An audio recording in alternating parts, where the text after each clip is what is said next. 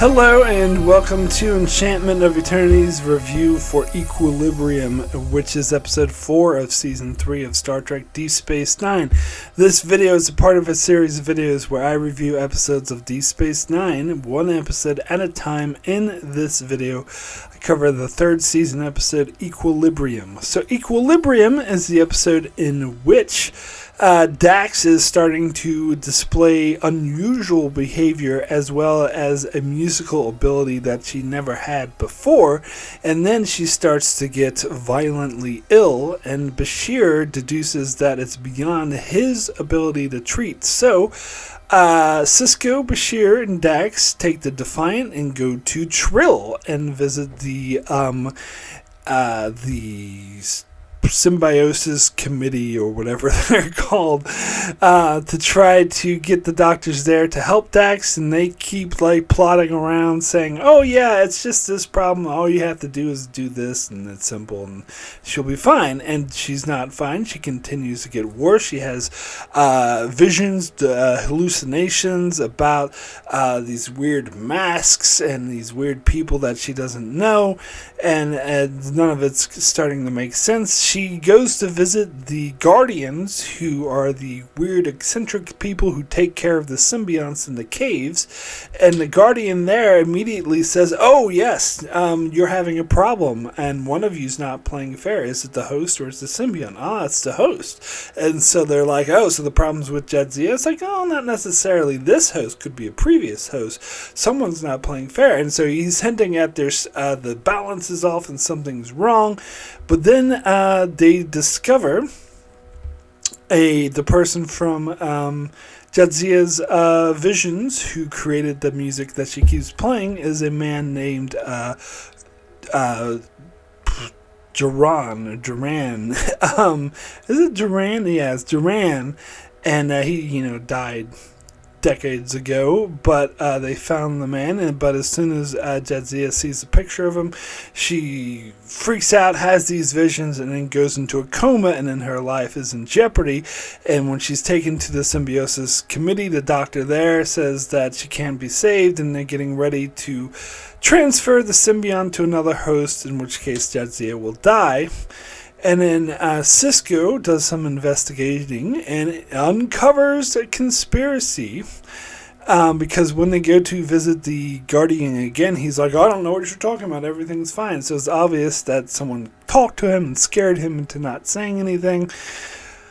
But Sisko uncovers the truth, and that when was it Torin or I can't remember his name. Some Tobin? No, not Tobin. It was something like that. Torias. That's where we are.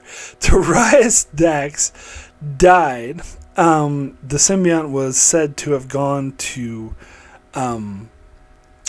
Curzon after Torias was in a coma for 6 months, but apparently that's a lie, and that Torias did in fact die right away. And during those 6 months, the Dax symbiont actually went to Duran.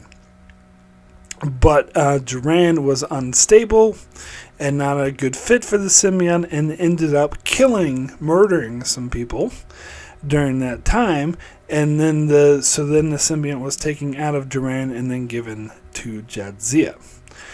Not Jadzia, Curzon. Given to Curzon. And they were hiding this fact. The Symbiosis Commission was hiding this because they were telling everyone in Trill Society that only 1% of the population is capable of carrying a symbiont, which is why they have to go through all these vigorous training and screening and everything, and that if a incompatible host takes the symbiont, they will immediately reject it within a matter of days. However, this proves that is not the case, because an unsuitable host was given a symbiont, and he had that symbiont for 6 months and was fine. So it uncovers the truth that actually 50% of the population of Trill are capable of supporting symbionts. But if that were to come out, there were nowhere near enough symbionts to come around, so the symbionts would become commodities. They would be people would murder after them, and it'd be hectic and would throw Trill society into chaos. But Cisco tells her, look, I have no interest in exposing your secret. I just want Jadzia to live. He's like, if you let Jadzia die, I assure you I will expose your secret from the hilltops. Everyone will know. On the other hand, if you save her life, I won't tell anyone. And so she agrees to help reintegrate the memories of Duran Dax into Dax, and that's what solves the problem and saves her life. But now she has to come to terms with that there was another life that was hidden from her, and she comes to terms with who she is. So, some things I want to talk about before I get into this episode, because this is the start of Season 3, and Season 3 was a major change for Deep Space Nine.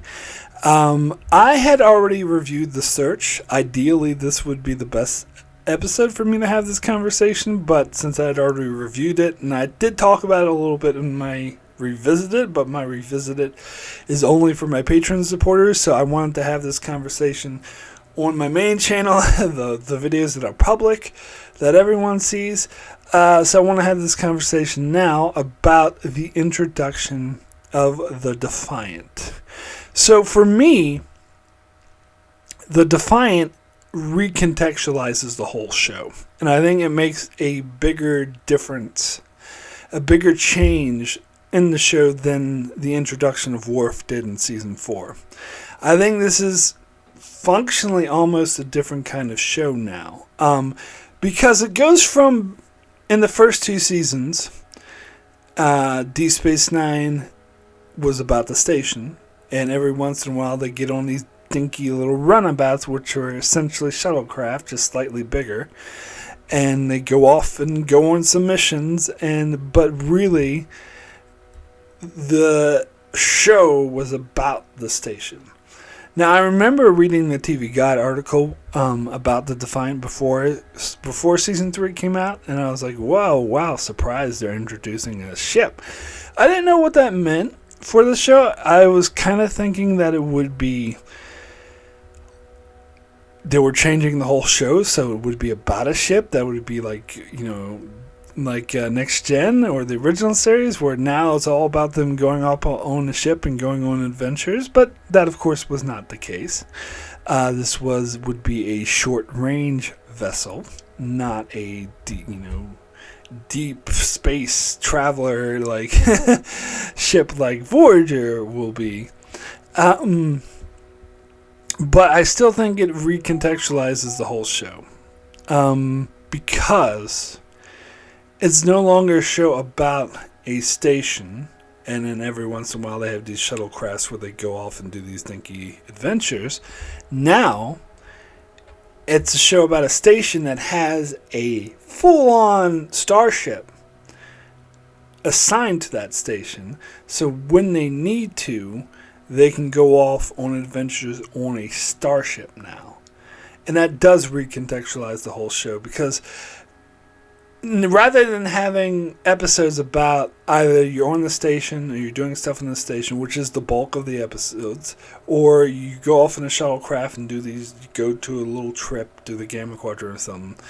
Rather than that, you can have episodes about the space station or episodes about the Defiant, about the starship. And there are plenty of episodes about the Defiant, where they're just about the Defiant, where they're on a starship. There's a whole bunch of officers. They're having conversations. They're doing a journey on the starship, something you can never do on a dinky runabout. And so I would still say the bulk of the episodes are still mostly on the station, but even some of those are like hybrid, where it's station / ship. Like this one, for example, starts out on the station, but Dax is having her problems, so then they go off on the Defiant. And then the episode becomes about they're now on the Defiant, and they're doing research on the Defiant, they're visiting other worlds. And so I think it recontextualizes the whole show. The whole show is no longer just about a space station and some dinky shuttlecrafts. It's now about a starship but a short-range one. And that's posted at the space station. And that's a different concept than the first 2 seasons of Deep Space Nine. It's also a different concept than Next Generation or Voyager, because those are about deep space starships that are meant for long-term explorations, like a lot of people call Enterprise D a apartment complex in space because it's meant to be a living quarters, whereas the Defiant is not. The Defiant has bunk beds. It's uncomfortable. It has a dinky little bridge because it's not meant for deep space travel. It's just meant for short range. And also, of course, it's meant to be a battleship, which does change the whole nature of Star Trek, because Starfleet is not really known for producing battleships, and this one's a badass battleship. So when it fires its weapons, it goes like a giant gun that just instantly destroys ship. So it kind of recontextualizes the franchise in that matter. But watching some reviews of this episode, I heard some people complaining that, why are they taking the Defiant out that's meant to be there to defend Bajor, or defend against a possible Dominion invasion, and now the Dominion invade while they're off taking Defiant and Trill. I guess they're fucked now. Now, that is true in the universe, but I think it misunderstands the purpose of the Defiant. And I think, quite frankly, like hearing this complaint from someone watching the show for the first time, I can understand. Hearing this complaint from someone who should know better, who has seen the show going forward, should know better. And I don't understand. I think they're being obtuse, because it's very clear that the purpose of the Defiant is not just to be a weapon defending against the wormhole, or defending the wormhole against the Dominion. That is meant to be a ship that the crew of Deep Space Nine can use when they need it. And so they needed to go to Trill. So instead of either going on a dinky runabout that could be easily destroyed and doesn't have that high of a speed, or calling Starfleet and say, hey, please send a ship so that they can take a journey to Trill, they can just fucking go there themselves and have a full database of all the resources of an entire starship. And that, as I said, recontextualize. So the whole show is about recontextualizing it. That the Defiant is a function. It's another option of the station. It's a starship. It's like having Voyager, but it's being short range instead of long range, and being attached to the station. So its purpose is to be used for narrating, storytelling purposes, to be fair. Maybe in the universe it doesn't make that much sense, but for narration, for storytelling purposes, this is exactly what it's intended to be used as. It's been intended to use so they don't have to be stuck at a station or be in these dinky little shuttlecraft, that they can go off on adventures on a full-on starship. And if I wasn't clear, I think this made the show better. This recontextualizes the show for the better, in a good way. This makes the show much, much better, which is part of the reason why I say season 3 is where the show really, really got good. Now, the other reasons, some of the other reasons why I say the show got way, way better in season 3 is because they got an influx of writers from Next Generation. It's also where Ira Steven Behr took over as showrunner, and I already talked about this a little bit in my review for House of Quark, but I was saving the introduction of the writer Rene Echevarria, who I think is one of my favorite writers. I think he's more character-based, and I think, I love his writing in his episodes. He wrote some episodes like The Offspring, Mind's Eye, Preemptive Strike, which I love all those episodes. Some of my favorite TNG episodes, and I think he'll come on to write some really good episodes of Deep Space Nine and have a really positive contribution to the show overall. But yeah, so the story with Rene Echevarria is that when TNG was ending, he specifically told Michael Piller, I want to go to Voyager. He wanted to go to Voyager. He wanted to do the new show and be involved with the show that's getting all the attention, was going to be mainly taken over for TNG and getting the huge spotlight. But Michael Piller said flat out, no, you are not going to Voyager. You're going to Deep Space Nine. If you don't want to go to Deep Space Nine, you can leave. Those are your options, Deep Space Nine or nothing. So he was disappointed. And Ira Stephenberry even talked about it. He could tell that he was disappointed having to come to Deep Space Nine. But Michael Piller's reasoning to putting him on to Deep Space Nine was that he felt like he could learn a lot more from Ira Stephenberry than he could from him. And that he still had a lot to learn as a writer. And Rene Echevarria agreed. He said that he learned a lot from Ira Stephenberry, and he ended up enjoying his time on Deep Space Nine immensely and got into the groove. And so, yeah, he was giving this episode, and I think this is a really good episode in terms of character story. I can see the great sort of character coming out in this episode. And the other thing I talked about, I think I talked about it when I did my revisited for the search, is that they also made a point to try to make the main cast of this show feel more like a family, trying to bring them together and have these personal connections and have that sense of family that TNG had. And I agree that was somewhat missing in the first two seasons. It was kind of sort of there. Like, you got scenes like in the circle where you have all the friends of Kira come to say goodbye, and it's a chaotic thing. Like, you have some moments like that where it does feel like a family. But it was lacking, particularly once the season got started, season 2. It was lacking in other areas. And I do think that season 3 is probably the strongest season in that regard, which is why it's my favorite season of the show, or at least I believe it will be. After I rewatched the show, I'll judge it. But yeah. And you get that in an episode like this that begins with the scene of Cisco cooking dinner for the senior staff, and I love it. It's such a great character scene. Seeing Jake there interact with all the main cast members, and Odo like saying like, maybe I don't eat, but I'm still interested in the preparation of food, and sitting there stirring the bowl and looking all awkward and weird. He's like going like really like getting into it when he's doing it, and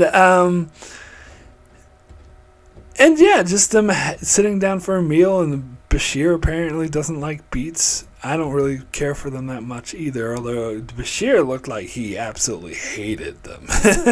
and Cisco's like, oh, they're just misunderstood. Like, I love that. It's such a great character interaction. And of course, this is when, and one of the things I took note of when I was watching this episode that I really loved was, that, you know, they call it the teaser, but I get confused with teaser trailer, but it's basically the cold open, the scene that comes on before you get the intro music, the main theme, is that usually they have to end those with the big, like, button with a tail end, like dun, dun, dun, like something suspenseful, and they had the suspenseful music. Sometimes they try to force it where it's like it's not even that suspenseful, but the music will like try to fake you out and make you think it is, and be like dun dun dun. It's like, I'm going to the bathroom, dun dun dun. Like, and I appreciate that they didn't do that this time. That they just had the end of that button, that scene, the teaser, if you will, just sort of casually plotted off. They didn't try to put a button on it. They didn't try to make it, oh no, bye! I mean, they kind of were, it ended with Dax like snapping at Bashir and being like, oh, listen to me, but then just ended with her playing the music, which is hinting at, it's teasing the story that this music is tied into a deeper mystery. So they did end it with like a tease for what the episode would be like, but they didn't try to make it this big suspenseful thing. They didn't they could have thrown in like a dun dun dun music right there to make it more obvious as, oh, look at how ominous this is. But instead they just left it. They didn't have that. They just let it in, fade to black quietly without any pronounced fanfare, and just let it end as a normal scene. And I actually really appreciated that. It kind of pisses me off when they try to artificially create suspense for the commercial break, because we got to make sure the audience comes back and doesn't change the channel. But I love when they just take a risk and just be like, no, this is a quiet, character-filled scene, so it's going to end that way. There's a little hint of something ominous and something that will take the episode in further, but we're not going to force feed. We're not going to shove it in your face, or dun, dun, dun, or whatever. And I do really appreciate that. So yeah, and I think this is a really good character episode for Jadzia. And I also think Terry Farrell might be one of her better episodes. They give her a lot to do, and I think she's absolutely up to the task. She's got to, portray being slightly annoyed or absolutely aggravated. When she snaps at Cisco for cheating at chess, and then Kira comes to talk to her, and she's like, "Get your hands off me," or whatever. "You know what's good for you? Take your hands off me right now," and stuff. And she does such a damn good job. She comes off as very ominous. You buy her as being completely aggravating, creepy, and someone's scary who you don't want to fuck with, which is totally out of character for Jadzia. And then later in the episode, she apologizes. It's like, "Oh, I'm so sorry, Benjamin," and you can feel the strong friendship between her and Benjamin, and her and Julian. I forgot this scene was in this episode, but it's one of my favorite scenes. It's again, you can tell you get the great character writing from Rene Echevarria now when you get the scene with Jadzia and Julian, where Jadzia can't sleep on the Defiant, so she goes into Julian's room to talk to him, and she's saying, "I can't sleep and I'm scared," and Julian's very comforting and tells her this nice story, and then offers, says, "You can sleep in this room if you want to," and she's like, "Oh, can I have the bottom bunk and not the top one?" He's like, "Yeah, sure, whatever." So he goes up in the top bunk, starts talking to her, and finds that she fell asleep immediately, because all she needed is to be in the company of a good friend where she felt comfortable. And that's such a lovely scene. And it does kind of make me regret that they didn't develop a romantic relationship between these characters, because they started the whole thing with Julian having a crush on her and flirting with her heart out, and her having to resist him. But he was a more annoying, immature character then, and where now he's matured and they grew up and they turned him into a better character.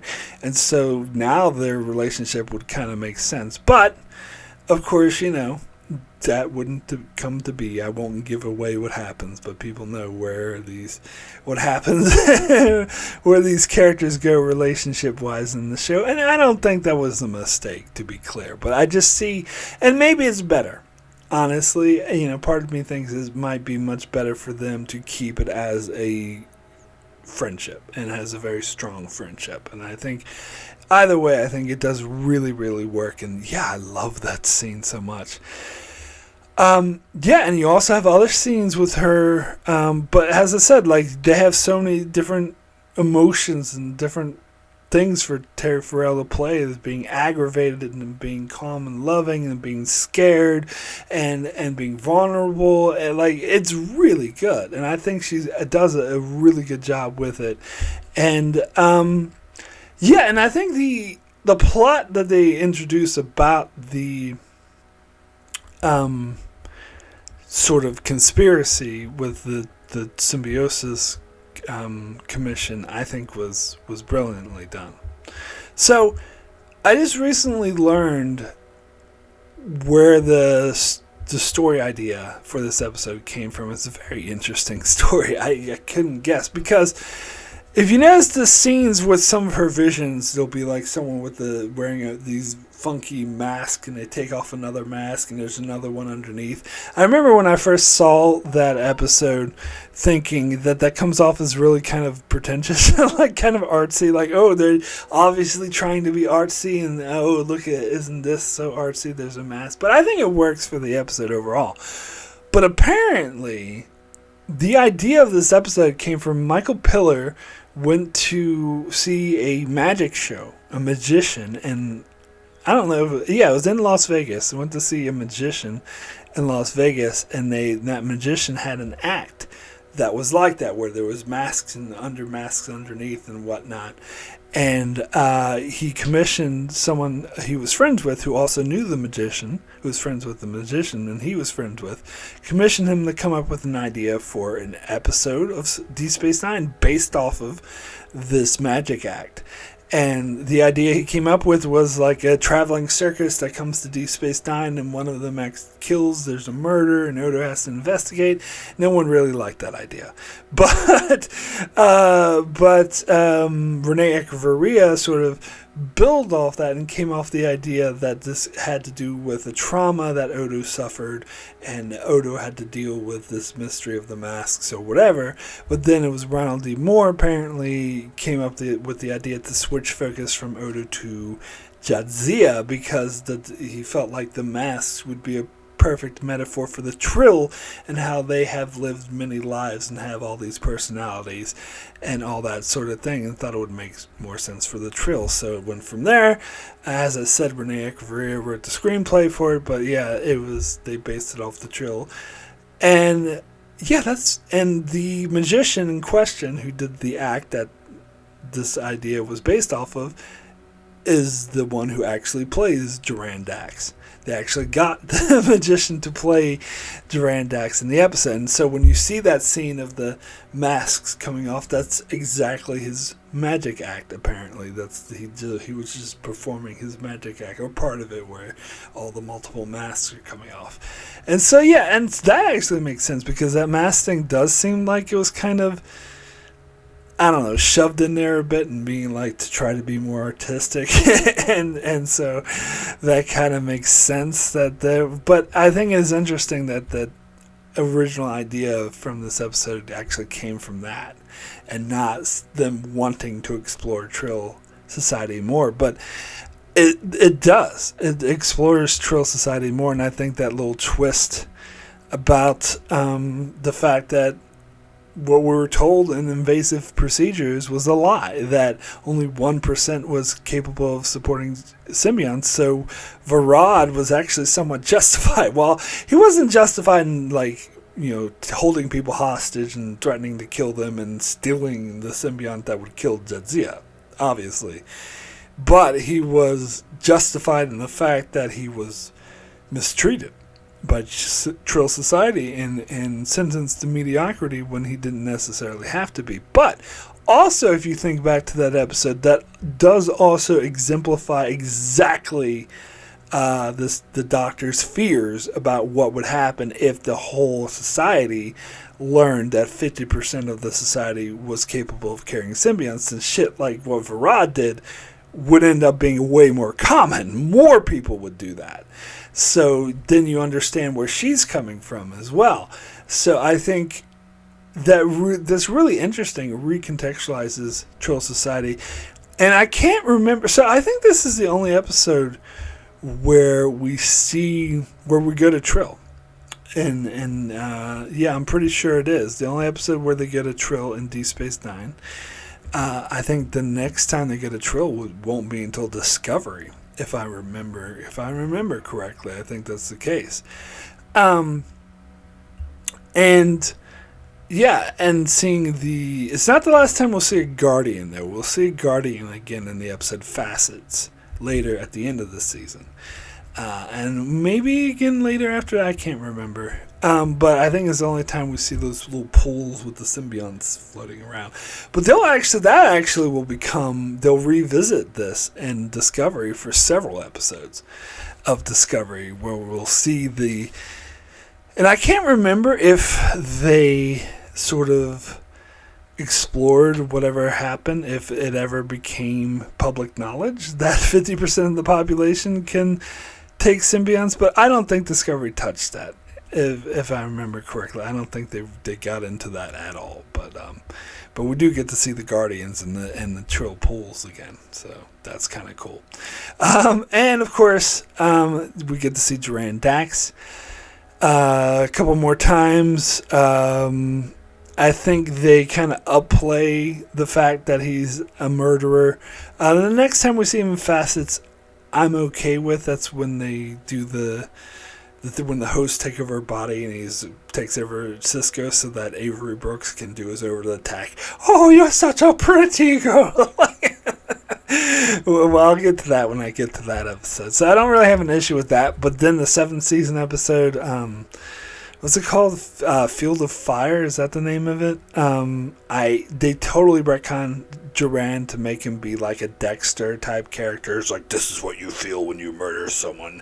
You feel cold and blood. And like, that's not how they portrayed him in this episode at all. Like, he was just someone who was a little bit unstable and not someone who was just a cold-blooded murderer. He had violent tendencies, but he seemed to be, other than that, like, you know, an okay guy who's able to fool the Symbiosis Commission to think that he would deserve the symbiont. So he's not like this cold-blooded murderer, but whatever. I mean, to be fair, this episode didn't really get into Duran's personality that much, so there's wiggle room for people to be like, well, actually, you don't know. Maybe he was like that the whole time. They just didn't reveal it. And to be fair, that could be the truth, but I don't think so. I think this totally goes against what this episode was setting up. But again, like that is a whole other conversation entirely. But yeah, no, I think this is a great character story for Cisco, Bashir, and Dax, and they took Defiant, and I think it's an important episode for the Defiant because it does set the precedent that it's not just going to be a warship to fight the Dominion. That's going to be a ship in which they can go off in whatever other adventures they want to go off instead of taking those dinky fucking roundabouts, which is important, as I said, recontextualizes the whole show. So, I would now like to thank my Patreon supporters very much for supporting me on Patreon. It's very much appreciated. It does help me continue with my channel. I'm very thankful for everyone that supports me. I'd like to give a big special thanks to Brandon Neilhouse, Antarius, and Jordan Johnson. Thank you so very much for your strong support. I'd also like to give a shout out to Tyler Cease, Benjamin Mead, Greg Marley, Francisco, Chuck Hooks, Kyrie091, Anthony D. Benedictus, Ricky Medijester, Joel Lavals, Alessandro Miguelcio, Norman Buchwald, Stephen Kennedy, Britton Berg, and Allison Fordyce. Thank you all so very, very much for your support. Okay, so we do have a few Patreon comments on this episode. First comment is from Kyrie091, who says, Equilibrium, more like equal shitty buns. You know, I don't care for the Dax episodes. I don't find the Trill exposition all that interesting. Dax is a fine character, but I don't care too much about learning how Trill culture works or how they will choose hosts or any of that booty crap. Let's focus on Vic Fontaine exposition. I want to know more about his culture. Where did these songs come from and why are there so few? Why can't we just add 6 minutes of lounge music to every show? Imagine adding a little Luck Be a Lady to Star Wars Episode 3 or something. Imagine if Vic foiled the Borg Queen's plans and she angrily said, Fontaine way! Now that's brilliant. No booty crap here. Wait, what were we talking about? The Trill. Yeah, boring. Wake me up when we get to a Ferengi episode. They never feel like booty crap. Glutton for punishment, Kyrie091. You really like the shitty shit. And the whole thing about let's add a 5-minute or 6-minute lounge music to every episode, that's what fucking Ira Stephen Bear thought in the last season. Dickheaded. But And where did the songs come from? They came from Frank Sinatra. That's the answer. Anyway, next comment is from Norman Buchwald, who says, so this is the episode that introduces the Trill conspiracy and the existence of Duran. The suppressed host memory is in Jadzia. It's an interesting concept episode. Of course, we learn a lot about Duran and hardly anything of Jadzia, although watching her get snippy with Cisco on chess was amusing, and the introduction of the caretakers for the symbionts in the pond is quite fascinating. You would not see any of those enlightening scenes again until Discovery that takes place on Trill, that's for sure. And until Discovery, I think this was our only visit here. Given that, it does seem a bit slow, and it seems more about the politics of Trill and handling the symbionts versus Jadzia's life in danger.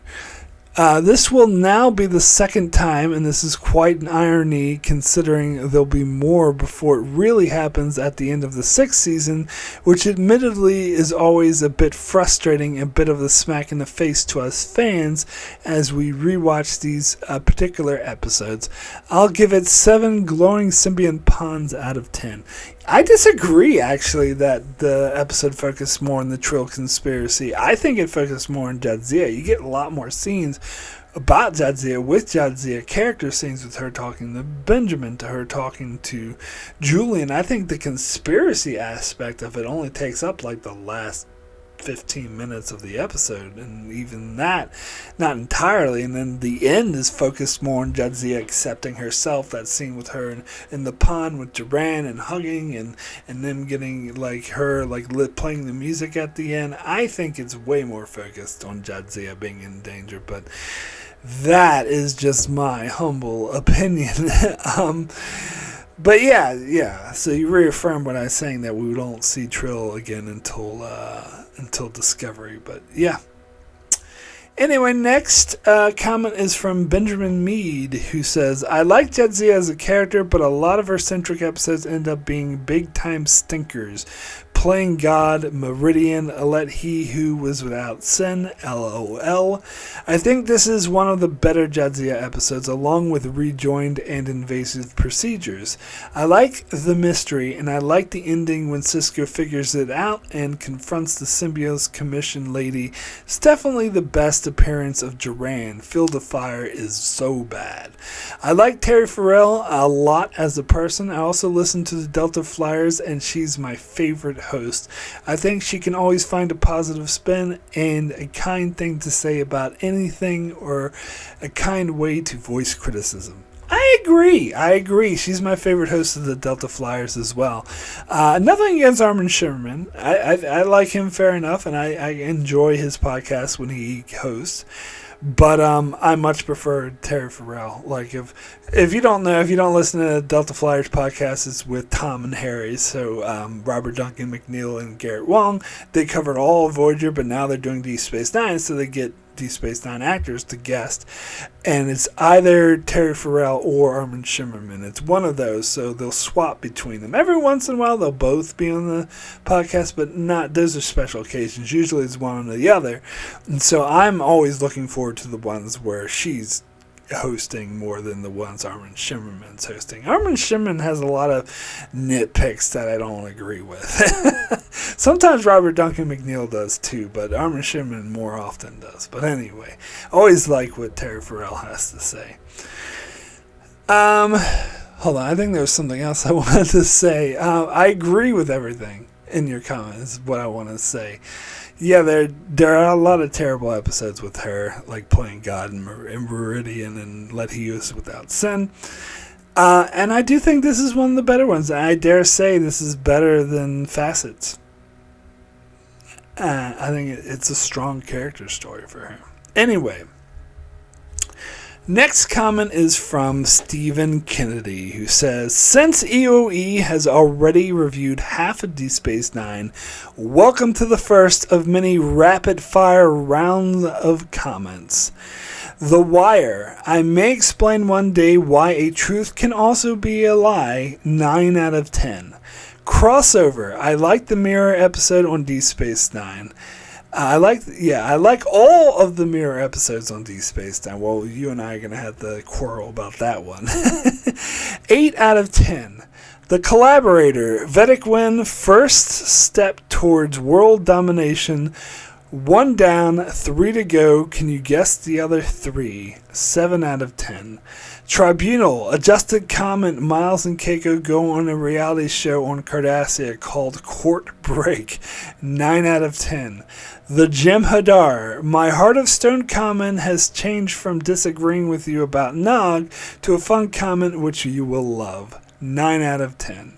By the way, I think I'm the anti-Ricky. I say I agree with you about 45% of the time. At least we do agree on the best episode of the Trek franchise. The Search. Odo has a playdate with his family and then leaves when he finds out that they are evil changelings. The first appearance of D Space Nine traitor Michael Eddington. Martha Hackett was stolen by Voyager. Odo is a crybaby as he doesn't like playing security officer with someone else. Maybe he would role play with Kira. Wink, wink. 9 out of 10. Equilibrium comment. I like that we got more lore about the Trill and how Jadzia was experience a dark history of Dax. Duran Barlar could have been the first serial killer type Trill, but he was caught.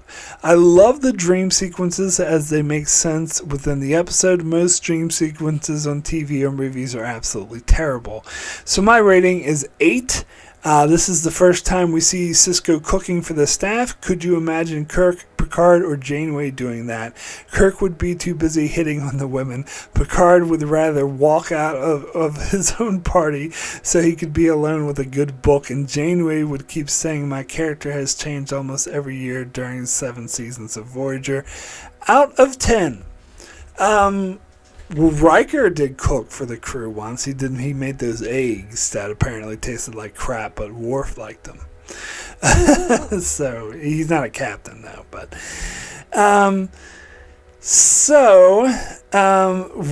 what Stephen meant by being the anti-Ricky is my other patron supporter Ricky, whose comments I read from time to time. He almost always agrees with me. I agree with him on almost everything. It's very rare we'll have a difference of opinion. Usually it's slight when we do, whereas Stephen Kennedy and I disagree a lot. But that's great. I love the diversity. I love that you still support my channel, love my channel, even though we disagree a lot. I think that's awesome. But yeah, what else did I want to comment on? I thought there was something specific in here. Yeah, about liking all the Mirror Universe episodes. Let's see. Oh, yes. I know what I wanted to say. You said that I have already reviewed half of D Space Nine. Well, I know you were being a bit tongue-in-cheek and weren't being literal, but I'm going to take this literally anyway. Because the original plan all them years ago was I was waiting until I reviewed exactly half of the episodes of all 5 Star Trek series before I started reviewing every single episode in order, one at a time. So for a while I kept doing polls, and I was doing them over and over again because I was trying to get up to the halfway point of every show. But eventually I was really far off from meeting that goal, and eventually I was like, oh fuck it, I'm sick of waiting, let's just go ahead and start reviewing every episode right now, because it's going to take a long time before I get to the halfway point of every show. So Enterprise was actually the show I was closest to meeting that goal. I think I was only like 6 episodes away or something to meeting the halfway point goal for Enterprise. And the next show after that was the original series. And that kind of makes sense because those are the two shorter shows. Those shows both have less episodes, so it kind of makes sense. I was closer to them to meeting the halfway point. And with Enterprise, Season 4 has a lot of 3-parters that I cover in one video. So I pretty much covered almost all of Season 4. I think I only had like 2 episodes left of Season 4. So yeah, but with the 3 bigger shows, Next Generation, Deep Space Nine, and Voyager, Deep Space Nine was the one I was closest to out of those 3 of meeting the halfway point. Next Generation was actually the one I was furthest away.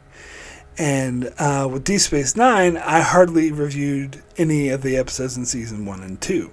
And so, since I was the closest to the halfway point, and I barely touched Season 1 and 2, that means the bulk of them are going to be in these later seasons. So these later seasons are going to have a lot more revisiteds and a lot more episodes that I already reviewed, particularly when we get to Season 6 of Deep Space Nine. Not quite as bad as Season 4 of Enterprise, but it's probably the next one that I've reviewed the most of a season, because I think there's only like 5 or 6 episodes of Season 3 that I didn't review.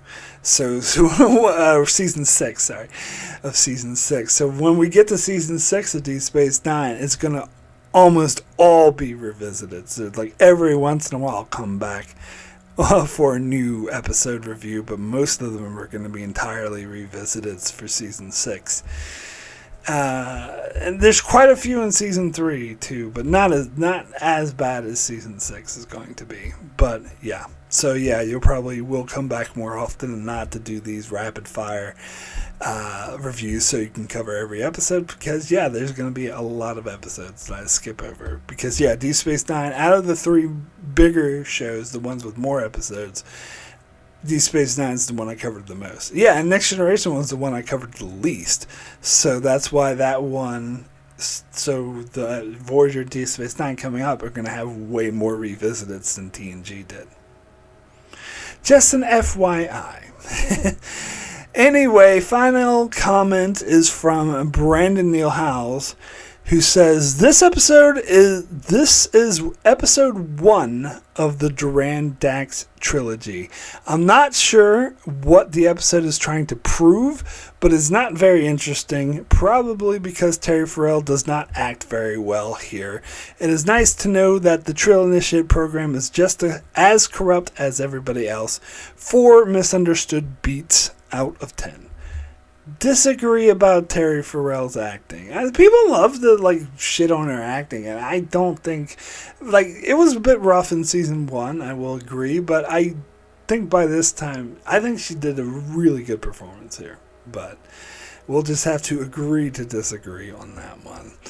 Anyway, thank you, patrons, so much for your comments. So my rating for Equilibrium out of 10 is going to be an 8. Extremely good. I think my opinion probably went up on this episode. I think I might have given this a 7 in the past, but I just analyzing it and looking at it more, and especially watching it in order, does make a big difference, because I can see how the character's story has evolved and gotten way better, and how the writing has gotten tighter since Season 3 started. And yeah, I think I love this episode alone just for the great character scenes where between at the start with them cooking dinner and Odo being like that, and Sisko's like, you don't like beets, Doctor? And great character interactions, and the Bashir and Dax and their bonding, and you get really nice Benjamin moments, the scene where Julian goes in and Dax goes into Julian's room and sleeps on the bunk. That's such a lovely scene. And also, I absolutely love the ending when Benjamin stands up for Jadzia and gives an ultimatum, look, you save her life right now or I'm gonna fucking expose you. He lays down a law and gives her a flat out ultimatum, you freaking do this. I love that. That was such a good Benjamin moment. Honestly, I'm tempted to give this episode a 9, but the more I think about it, I don't really think of, like, it's not that interesting of an episode that deserves a 9. It is kind of a simplistic storyline. And when I look back on season 3, this is not what I would call one of my favorite episodes. So I think I'd be overzealous to give this a 9, but it definitely gets a strong 8 for me. And speaking of Cisco sticking up for people, I forgot to mention this in my Revisited for the search. But the scene where he goes and yells at Admiral Lechev is like, I want to know what the hell is going on, and like screams at it, and like, why is my chief in the thing? Why are you transferring these people? That is an amazing scene. That's probably one of my favorite Avery Brooks scenes in the entire show. I didn't mention that in my review. I forgot to mention that in my Revisited, but goddamn, that's an amazing scene. But I don't know. That's another episode. But anyway, I had to mention that. And if you ever saw the supercut of Cisco yelling at people, they keep cutting back to that scene because that's one of the great ones. Also, Sons of Moog in season 4 when he yells at Worf and Jadzia, that's another great one when he's yelling at people. It's one of my favorite Avery Brooks scenes. But no, in this episode when he sticks up for Jadzia is another great, it's like an awesome Cisco scene. So yeah, strong 8 out of 10 for me. So that's it for my review of Equilibrium. If you enjoyed this video, if you're so inclined, you like what I do and you want to support the channel, you can do so by leaving a like, subscribing, leaving a comment. If you're watching on YouTube, if not, maybe listen to this in podcast form. You could leave a, 4-star, 5-star review, leave a comment, please. That kind of things help boost. And if you are watching this on YouTube and you would like to listen to this in podcast form, there's a link in the description below. So you can check me out on Podbeam, or you can go to any of the common podcast places where you get podcasts, Spotify, iHeartRadio, Amazon Music, all there. You can check me out there. If that's your kind of thing, preferred medium. Because I hear a lot of people say, I just listen to your audio, I don't even watch your video. Well, why don't you listen to it in podcast form? It seems like that might be more suitable. But anyway, if you really want to support the channel, also in that description there's a link to my Patreon page. So if you really wanted to, you can support me on Patreon. There's different tiers, different rewards, a series of Patreon-only videos that I do where I revisit my reviews that I mentioned a couple times. You can check that out if that's your thing, if you're so inclined to do so. Anyway, let's see what's coming up on the old channel here. Where are we at? So next Monday will be, or this coming Monday, not to confuse you, but yeah, Monday will be my review for Second Skin Revisited. So not my review, sorry, my Revisited, which will be over on Patreon. For my Patreon supporters, I revisit my review for Second Skin. And then on Wednesday, I'll be back here for a public review for The Abandoned. And then on Thursday, back over the Patreon for another Revisited, this time revisiting Civil Defense. And then back here again on Saturday for my review for Meridian, the bad Jadzia Dax episode in question. So that's what's coming up next on my channel. Be sure to check it out as I continue to cover Star Trek Deep Space Nine, and pretty soon, next month, we'll be starting Voyager. So be sure to subscribe so you can keep up with all of that, and thanks a lot for watching.